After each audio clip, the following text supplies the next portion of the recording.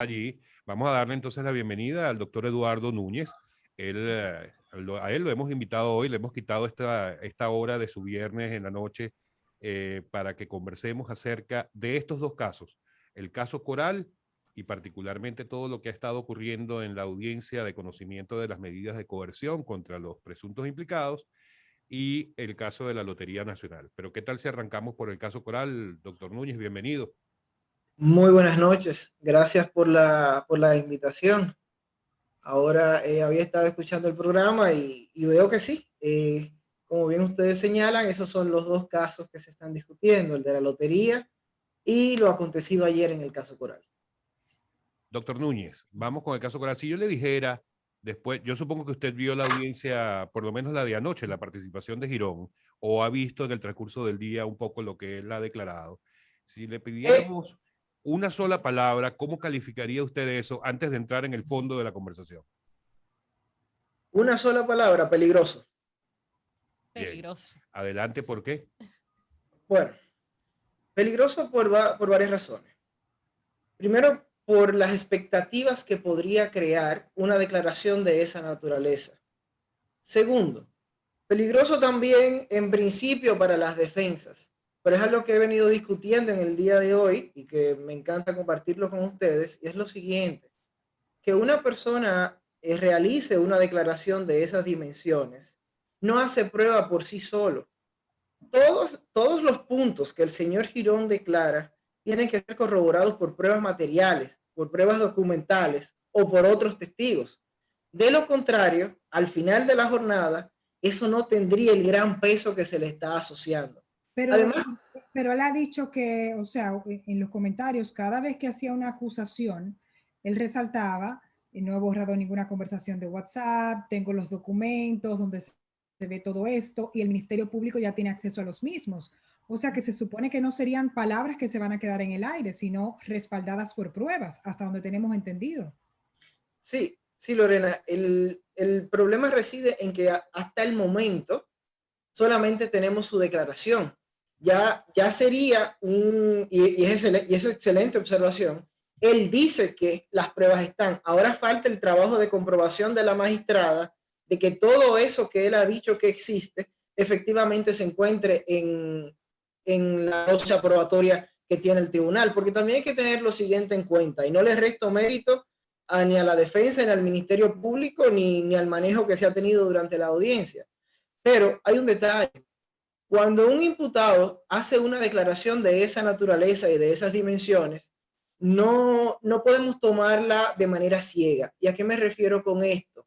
Y es que esas son declaraciones interesadas. Y no por ser interesadas son falsas, pero son interesadas en el sentido de que en la medida de que el imputado dice lo que el Ministerio Público necesita para continuar con su caso, para proseguir con su caso, también ese imputado tendrá un mejor tratamiento en relación a los otros, que de hecho se vio desde el día de hoy, Claro. que solicitaron que a él se le tratara con prisión domiciliaria. Claro, le quita esto mérito a sus declaraciones. ¿Son por esto estas declaraciones falsas? Claro que no. Lo único que nos va a permitir asociar un valor de verdad o de falsedad a sus declaraciones es la comprobación probatoria. Doctor, si estas declaraciones no pueden ser probadas en un juicio de fondo, ¿qué medidas podrían tomar los otros imputados que se han visto afectados por estas declaraciones? Mira, si fuera, por ejemplo, en la radio, o fuese, por ejemplo, en un discurso público, naturalmente que existirían medidas a tomar, pero ¿qué pasa? Como por ejemplo una demanda o una querella por difamación e injuria, por Sí. dar un ejemplo. Pero ¿qué pasa? La declaración del imputado a lo interno del proceso penal es una forma de discurso protegida. Es decir, el imputado ni siquiera tiene la obligación de decir la verdad. El imputado puede decir en su declaración cuanto estime pertinente. Tiene derecho a Sea mentir, verdad, incluso. tiene derecho a mentir. Sea verdad, sea mentira, sea imaginario. O sea, de esa declaración en principio no podemos deducir consecuencias graves para el señor Girón. Ahora, doctor Núñez, dígame si coincide en esta impresión que tengo yo luego de escuchar al señor Girón. Creo que cambió un poco, si esto llegara a comprobarse, que ya el cabecilla de la organización no necesariamente sea el general Cáceres, sino Núñez de Asa? Conforme a las declaraciones del señor Girón, como muy bien señalas, Alex, Cáceres vendría a entrar a la discusión a partir del año 2013. Y según lo que dijo Girón, el señor Núñez de Asa era el que manejaba todo desde antes de ese periodo. Entonces, claro, conforme a lo que él dice, Cáceres no sería para nada la persona principal.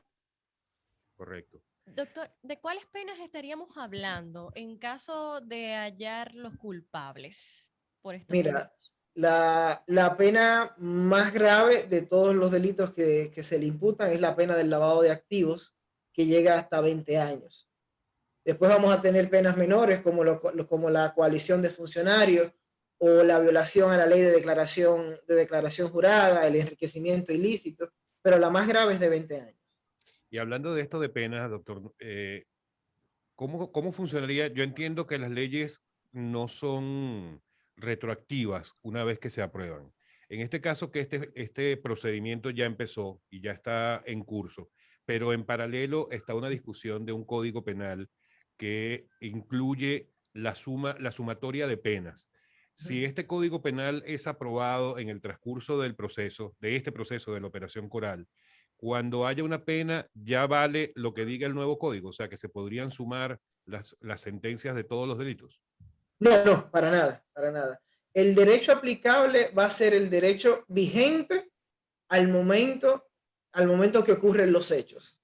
Y además, en caso de que haya dos leyes que puedan afectar la condición de un imputado, se aplicaría la más benévola. Es decir, no hay un supuesto en donde la situación de la pena pueda empeorar. Oye, han debido empezar a esperar un poquito, entonces, ¿no? El Ministerio Público. Entonces tendrían el problema de la prescripción, tal vez. Sí. Pero usted sabe algo, usted dijo algo que sí me llamó la atención, no lo había pensado y me encantó, a pesar de que todos estos comentarios en el caso específico de las declaraciones de Girón, que fueron las que causaron más revuelo, tienen las pruebas supuestamente para sustentarlas. Hay una expectativa muy grande ahora mismo en la sociedad con este caso, porque escuchó de la boca de un acusado, de un imputado, todo el sistema y su funcionamiento y entiende que va a haber consecuencias para todos. Entonces, eso es delicado. ¿Qué pasaría si no ocurre así? O sea, ¿qué probabilidades hay de que quizá entonces la consecuencia sea para 2 personas, para 3, y que ya la sociedad conoce una historia que le hace pensar que todos son culpables?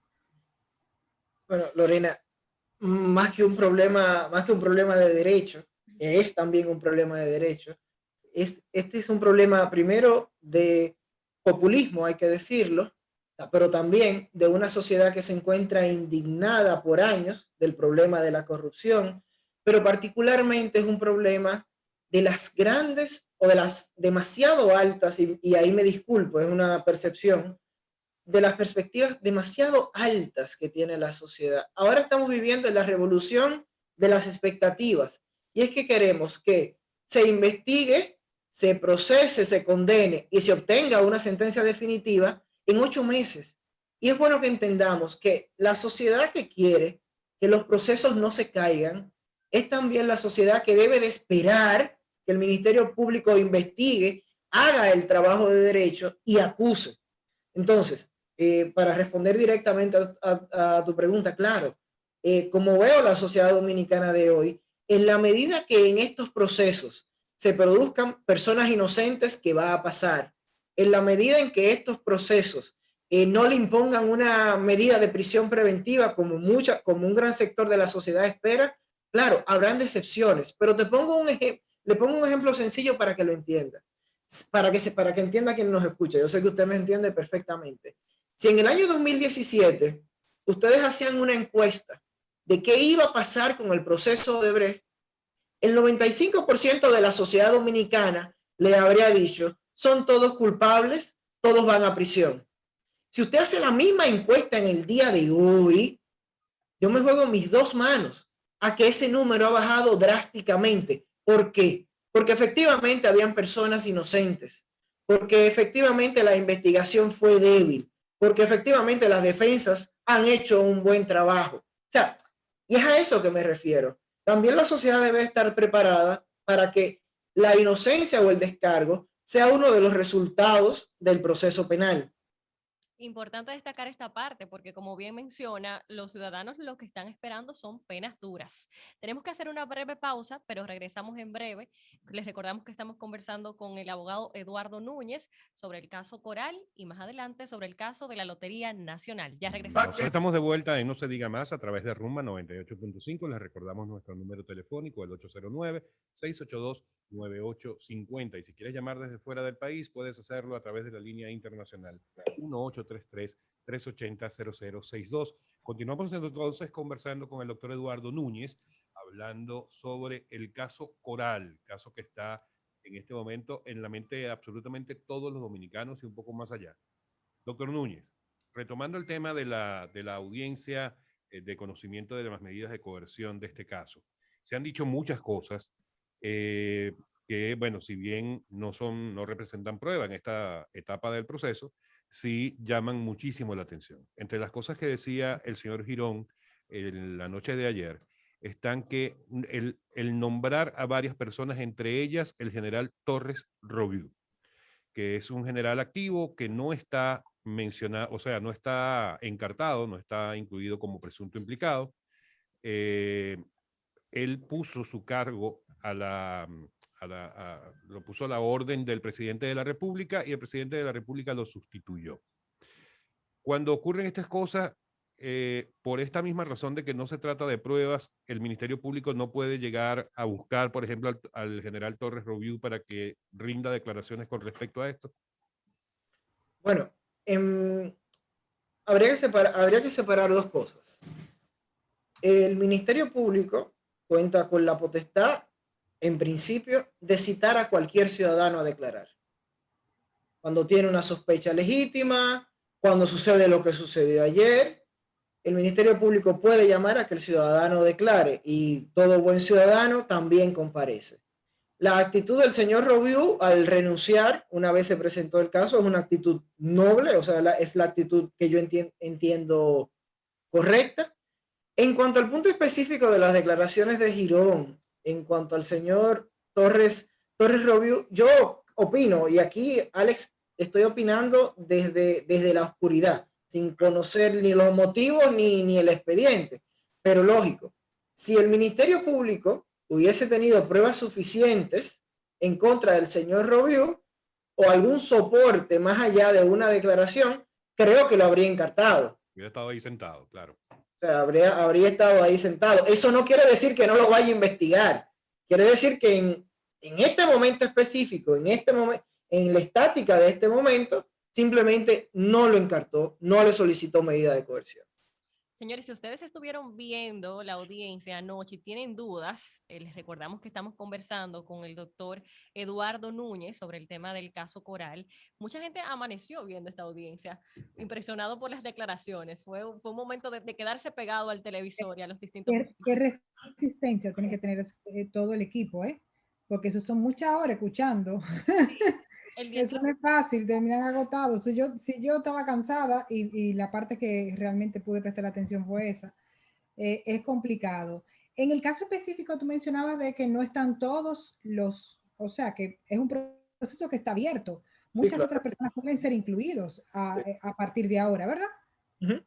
Sí, lógico, o sea, mira, y claro, tomándolo desde el contexto de lo que se ha dicho en la audiencia y lo que se viene discutiendo desde hace mucho en este país, que es tal vez la cultura de corrupción o el sistema de corrupción en las instituciones castrenses de la República Dominicana, y hay una investigación abierta en cuanto a eso, mañana, la semana que viene, en un mes, en un año, naturalmente pueden haber otros expedientes, otros procesos, otros casos, más personas citadas. Claro, esa posibilidad queda.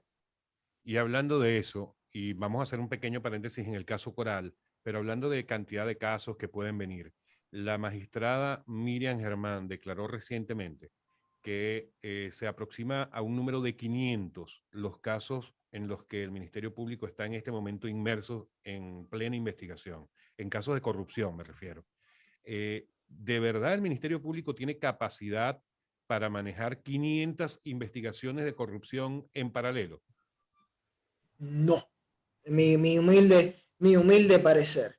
Y ahí vuelve el problema de las expectativas. Probablemente, con todos los casos que se están viendo ahora, que están iniciando, en los próximos 4 años, ni siquiera sobre uno de ellos vamos a ver una sentencia definitiva. Eso es preciso que esté claro, que ahí la sociedad tendrá que manejar sus expectativas. Fíjense que no hay todavía, y perdón por tomar ese caso de ejemplo, todavía en el caso de Brecht nos encontramos en primera instancia, luego va a la Corte de Apelación, luego iría a la Suprema Corte de Justicia. Y sobre la capacidad numérica de manejar 500 casos simultáneamente, creo que en la República Dominicana completa hay un número cercano a los 1000 fiscales. Es decir, ni siquiera si se le asignaran de corrupción a 2 casos por fiscal sería suficiente. Además, también, cuando la magistrada Miriam Germán declaró, habría que entender algo. Ella heredó de la administración pasada alrededor de 400 casos. Muchos de esos casos, si son muy viejos, pueden estar prescritos, es decir, que no exista interés en perseguirlos porque ya el tiempo de procesarlos pasó. Ese es un detalle. El otro detalle sería que ellos solamente tienen 100 casos nuevos y en 100 casos nuevos el número es más manejable. No por eso sencillo. Claro. Y además, de la forma que la Fiscalía está presentando los expedientes, con una cantidad de pruebas y documentos que son, en mi opinión particular, técnica, innecesarias. O sea, 500 pruebas para 200 pruebas o 300 pruebas en un expediente, señores, técnicamente hablando, no es para probar un delito, es para probar el viaje en el tiempo o algo así. Es decir, la fiscalía, sí, y lo digo en serio, la Fiscalía construye expedientes sobre la base de que la cantidad de pruebas le aporta solidez al expediente. A mí no me parece que eso sea del todo correcto. Y una pregunta, ¿cuánto tiempo pudiera extenderse este caso? 4 años, 5 años. 5 años. Es que los procesos judiciales aquí... Bueno, ya yo me imagino, con lo que acaba de decir Eduardo, ya yo me imagino dentro de un par de años, dentro de unos 2 años, a los PLDistas armando su campaña en base a que este gobierno ofreció justicia independiente y solución de la corrupción y que no lo logró. Ya los veo por ahí. Es un argumento que pudieran utilizar. Es una de las cosas que ellos dicen, que supuestamente ellos están listos para volver en el 2024. En la política lo resiste todo, sobre todo el discurso de la política lo resiste todo. Independientemente de eso, creo que el presidente Abinader, y es una frase que se ha repetido hasta la saciedad, tiene buenas intenciones. Es decir, aun cuando estemos de acuerdo o no, Miriam Germán es una persona independiente. O sea, que eso a nadie se le puede olvidar. Correcto. Si Miriam Germán sale de ahí, viene un político o viene alguien con ataduras, cosas que ella no tiene. Y eso es importante que esté claro. O sea, yo no defiendo ni una gestión ni otra, pero los hechos son los hechos y hay una realidad. Miriam Germán es una persona que no tiene arraigo político con nadie, que es políticamente indiferente. No quiero decir que estoy de acuerdo con todo lo que haga la Procuraduría, pero esa es una realidad. Y eso es un punto que hay que reconocerle a este gobierno. Y creo, nosotros lo hablábamos hace un rato, que o sea, es lo mejor que nos puede pasar, que se mantenga esa independencia. Y nosotros lo vivimos pidiendo. Lo que pasa es que al final, cuando tenemos un caso, nos sale ese espíritu caudillista, presidencialista, y queremos que el presidente vuelva a meterse. Cuando se supone que lo ideal para el Poder Judicial es estar totalmente apartado del Poder Ejecutivo. Eso debería ser lo que apelemos, ¿no? Sí, no, eso es totalmente correcto. Y no solamente a lo que apelemos y a lo que aspiremos. Es lo que tenemos escrito en la Constitución. O sea, nuestro diseño de Estado constitucional, nuestro diseño de sociedad, se basa en que el Poder Judicial sea independiente del Poder Ejecutivo. Doctor, tenemos una llamadita telefónica, vamos a tomarla. Bueno, vamos a recordar de todos modos que nuestra línea telefónica es el 809-682-9850, se nos acaba de caer esa línea. pero estamos conversando con el doctor Eduardo Núñez de lo que es la operación Coral, el caso Coral. Ya tenemos la llamada de vuelta. Buenas noches. Sí, buenas noches. Hola, ¿quién nos habla y de dónde? El programa No Te Digas Más, Nicolás de aquí de Villa Duarte. Adelante, Nicolás. Fíjese, hay algo importante y es que hay que mirarlo por generación. Las próximas generaciones van a ver las buenas acciones de estas. Entonces, esas iniciativas que son inauditas, porque yo en mis 64 años que voy a cumplir, primera vez que yo veo un Ministerio Público empeñado en procesar, ¿verdad?, esas acciones indebidas del Estado. ¿Qué quiere decir esto? Que la próxima autoridad que venga, llámese quien sea el partido, va a tener que seguir esas directrices porque ya se está implantando una cultura, se le ha dado iniciativa, algo que nunca se había visto. Aquí, por ejemplo, Singapur se ha desarrollado y la misma China, porque ya lo ahorcan, que mete la mano. Entonces, aquí un miedo y defendiendo lo indefendible. Y hoy, ¿y por qué le hacen eso a esta gente, señores? Ese dinero del Estado es de todo, y ustedes, mío, es todo. De manera que el PLD va a tener, y escúchame que me entienda, que autocriticarse porque salió defendiendo a esos generales mafiosos, Mariotti, que era un show, y ahora es un show. Pasen buenas noches. Gracias. Buenas noches para usted. Muchas gracias por la llamada. ¿Tenemos otra? Tenemos otra. Adelante. Buenas noches. Buenas noches. ¿Y con quién ¿Se tenemos puede el bajar? placer? Sí, bajarle un poco de volumen, por favor. Yo, Juan de la Cruz, de entrada de la sueña. Adelante, Juan. Mire, respecto a lo que dice el abogado, estamos de acuerdo que se meta todo este tiempo que él dice que va. Ahora, hay una cosa que es la realidad. Miriam Germán y esos dos fiscales que hay ahí en la justicia son gente que se respetan ellos mismos, porque una persona lo primero que tiene que hacer en la vida para hacer cumplir las leyes es respetándose ellos mismos. Como el PLD duró 20 años ahí, empezando por Leonel, que fue el que abrió aquí, como aquel que dice, la corrupción, y Danilo la continuó, pero la amplió de tal manera que el pueblo se hartió de todo eso ahí. Ahora, en este periodo ahora de Luis Abinader, que él quiere acabar con esa, se independizó de la justicia para que la justicia haga su trabajo. Y lo más importante es que ya se empezó. Y se empezó terminando por la cabeza. Y Danilo tiene que caer preso porque Danilo es el cabecilla. Él lo dijo en su campaña. Voy a continuar lo que está hecho y avanzar mucho más. Es verdad que el presidente Leonel lo comenzó, pero él lo amplió demasiado. Gracias, Juan, por la llamada. Muchísimas Gracias gracias. por la llamada. Tenemos otra llamada. Buenas noches. Sí, buenas noches. ¿Quién nos habla y de dónde? Sí, el licenciado Franklin Rodríguez. Yo soy abogado. Fui Ministerio Público por un tiempecito, unos años. Yo le pregunto al colega, él no entiende que los colegas de la defensa cometieron un error en entrar en el juego del Ministerio Público de tratar de llevar un caso como si estuvieran en una audiencia preliminar y no basarse en la masa presupuestaria que tenían, todos los presupuestos que adornaban a su cliente, porque era una medida de coerción. Aunque el Ministerio Público sometió prueba y prueba ahí no se estaba, ese no es un juicio a la prueba.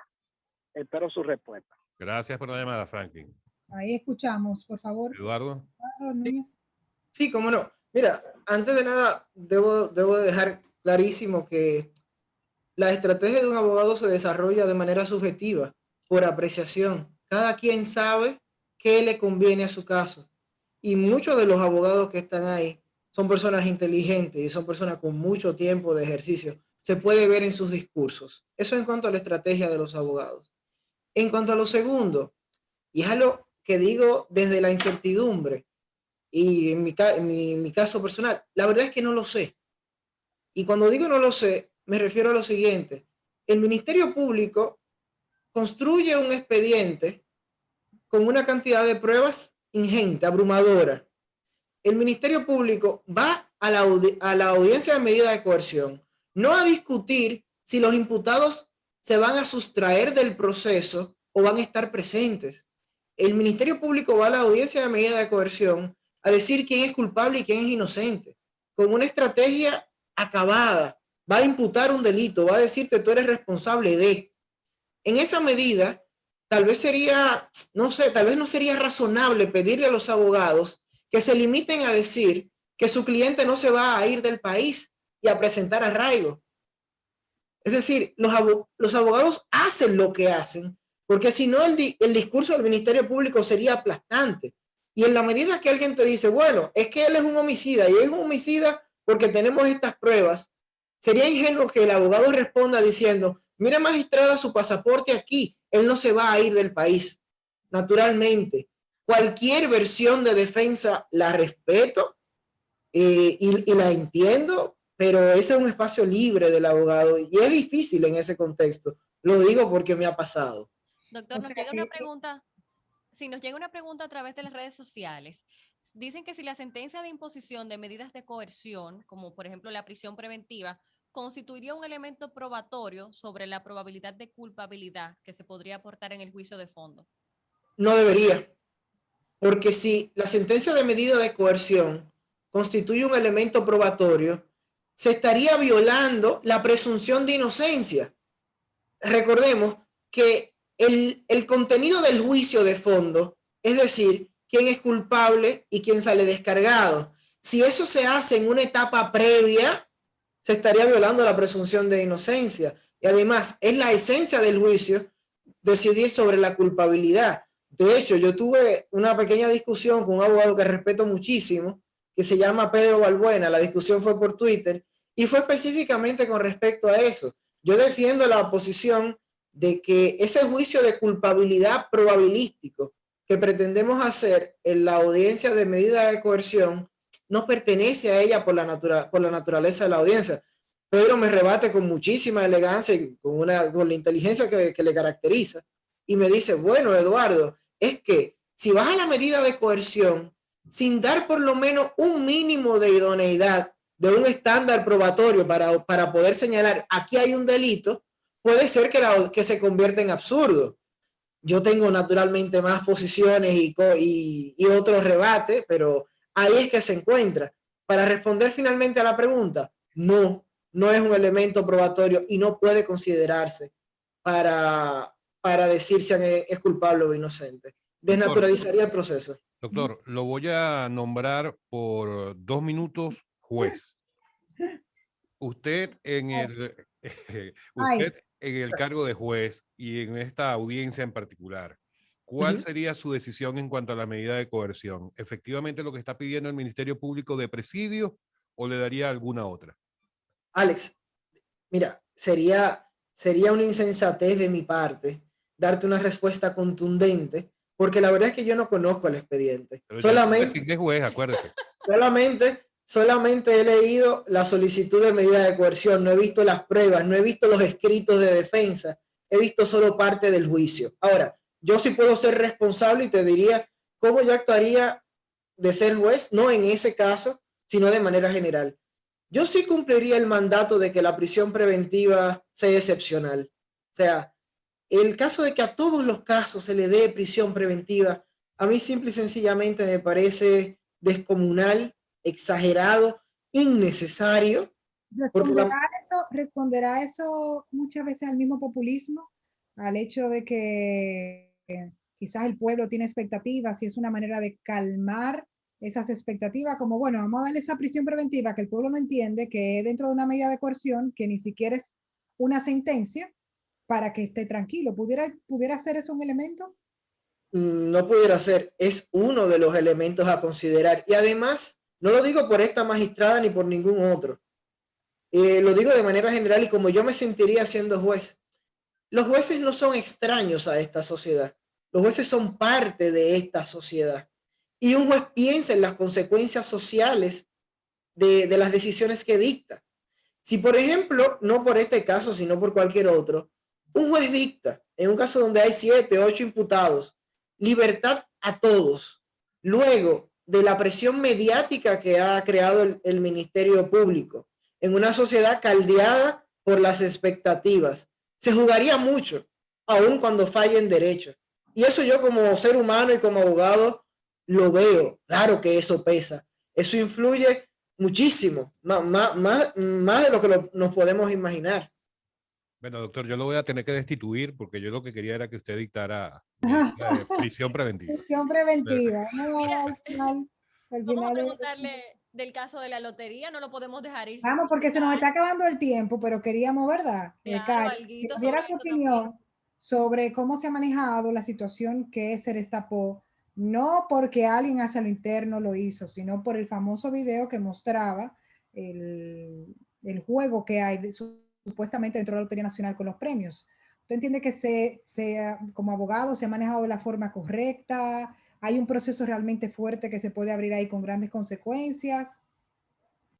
Mira, en cuanto al manejo correcto, como es un caso incipiente, todavía está por verse. O sea, no podemos hablar todavía del caso cuando ni siquiera el Ministerio Público ha fijado una posición. En cuanto a las consecuencias, Lorena parece que es abogado, que intentó ser abogada alguna vez en su vida. Hace preguntas muy al punto. Imagínate al pobre esposo. Son preguntas muy inteligentes y que van muy al punto. Pero te cuento de las consecuencias. Yo vi el video, naturalmente, y la primera consecuencia que se me ocurre es estafa contra el Estado. La Lotería Nacional es un órgano del Estado Dominicano. Y esa es una pena que va de 3 a 20 años. Si mal no me equivoco, no memorizo per se todas las penas. Pero es el artículo 405, párrafo. Entonces son consecuencias graves.